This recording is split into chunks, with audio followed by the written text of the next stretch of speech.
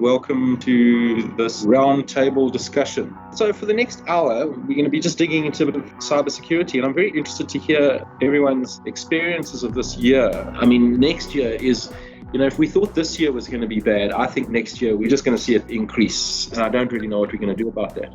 All these types of frauds are happening more and more, and with greater impact on the banks. So what we're helping our customers with is staying one step ahead of the fraudsters.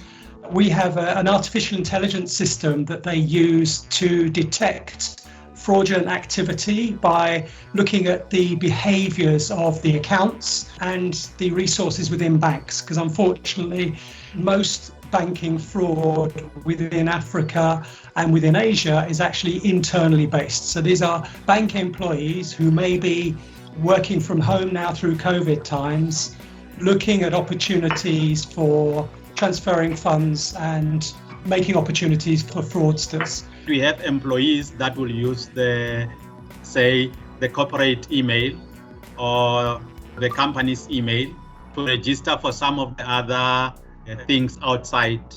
Now you must remember that that's where the major risk comes up.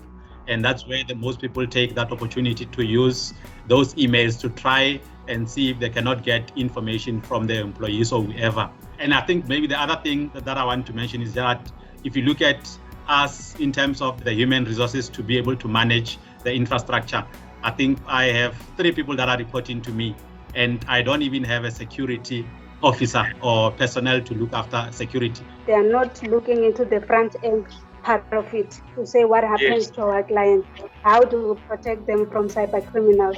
So that is missing for me from the banks. They have the best of the best technology, most of them. I'm with FNB, but when it comes to them protecting me as a user, it becomes an issue.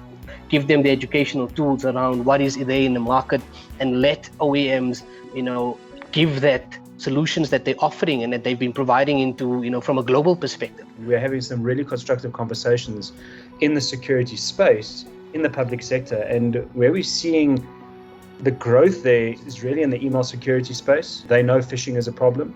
You need technology in place in order to stop those emails from coming through in the first place.